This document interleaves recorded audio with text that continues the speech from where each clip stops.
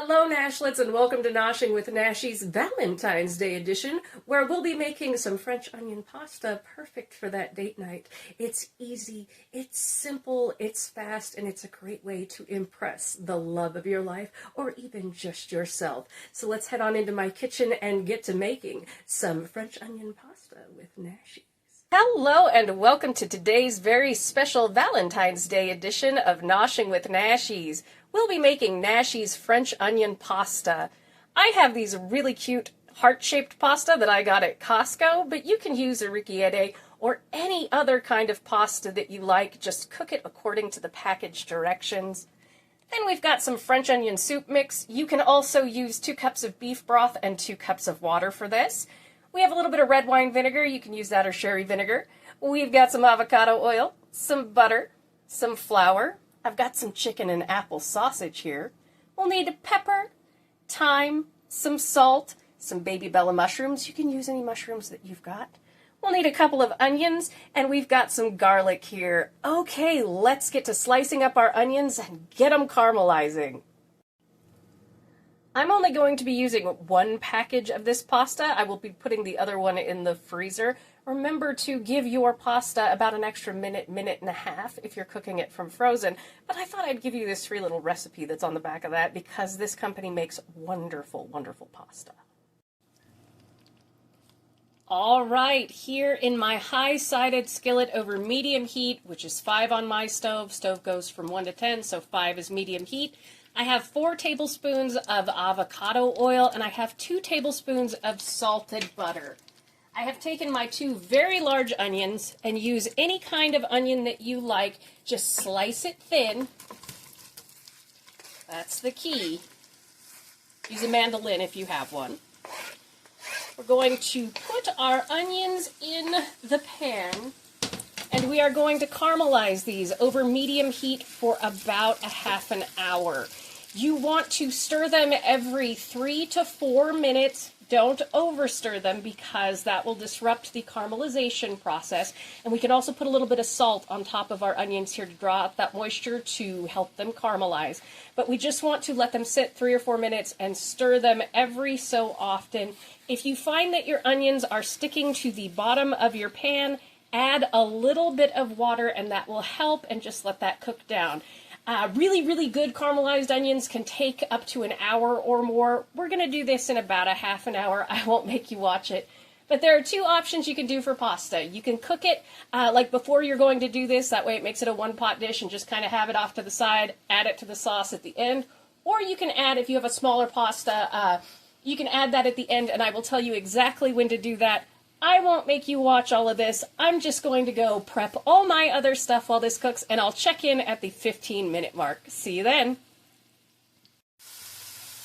15-minute check-in, folks, and check out how good our onions are starting to look here.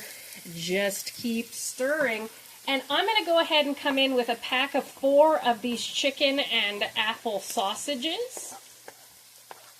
You do not have to do this. You can keep it a vegetarian meal if you wish, even a vegan meal if you wish. I'm just going to go ahead and let this cook for another 15 minutes, and I will see you when we are adding in our mushrooms and our garlic. All right, our onions are nice and caramely. They are soft. They are sweet. And this house smells amazing. If you want to use a little bit of white wine in this recipe, throw a 1/4 cup in the bottom of the pan right here to deglaze is perfect for this. And also, if you don't want to use beef stock or you don't have French's, like the Lipton's French onion soup, this is my favorite go-to basic vegetable stock, seasoning everything. It's Vegeta, whichever you call it. I'll link that in the description because I use it a lot. We are going to come in now. We're going to throw our mushrooms in. I am team wash your mushrooms, just don't soak them in water. And then we have 4 gigantic cloves of garlic. Use however much you want. Throw that in there. And we are just going to cook this and sweat it down until the moisture comes out of our mushrooms. I will let you watch this in fast motion. Another trick is if you see that your oil has been absorbed here, add in another tablespoon or two because we're going to be making a roux with flour next.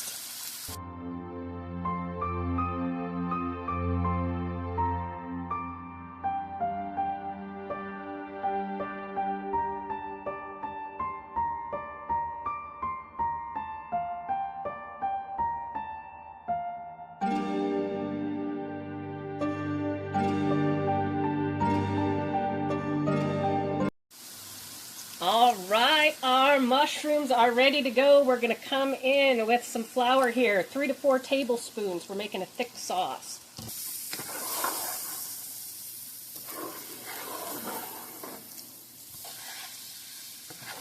Anyway, we're just going to stir this until all that flour gets nice and coated. We are making a roux. It is yummy. Oh, it smells incredible in here.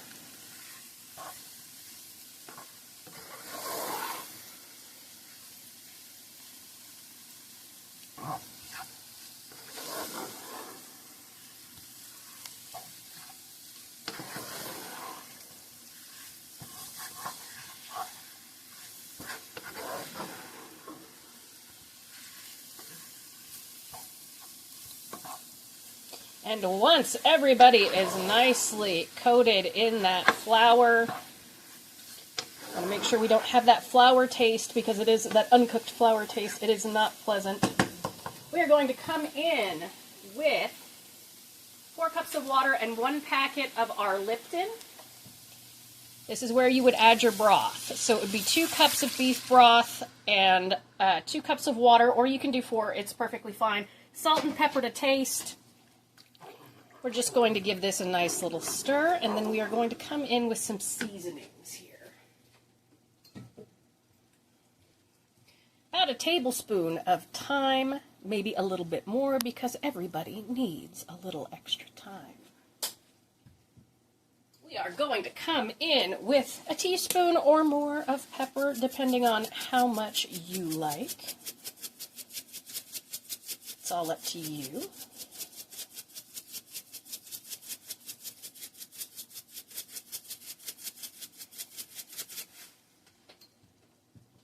And this is the point where if you want to throw your pasta in here and cook it according to package directions while this is bubbling away, you would want to do that. I prefer to just cook my pasta ahead of time and throw it in at the very end just to make sure that I have the perfect al dente on any pasta that I'm making. Still a one-pot dish, just slightly more work. Just want to wait for this to thicken up. Then I'm going to give it a little taste and see if we need to add any salt or anything. Always make sure to sample your wares. Let me see. Nope. That's perfect as is. I'm going to let this come up to a bubble, and then I'm going to throw my pasta in. And we've still got that over that medium heat of 5. We're just stirring it every so often while it comes up to a bubble to check our thickness, all right?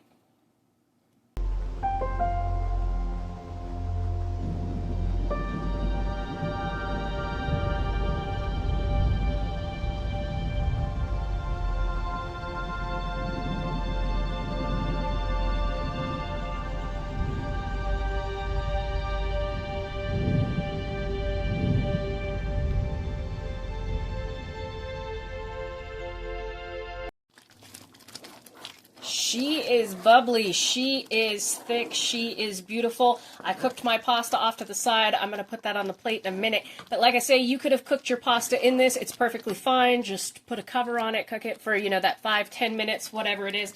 So I'm cutting my heat, and I'm going to come in with just a tablespoon of red wine or sherry vinegar, whatever you've got. We want that pop of just a little bit of acid to give it something different. If you find that a recipe is missing something, the flavor is off, it might be acid. Sometimes it's sugar, sometimes it's salt, but it might be acid. So try adding in a little bit of vinegar or a little bit of lemon juice. All right, I'm going to take us over to the other side of my kitchen and show you the final product.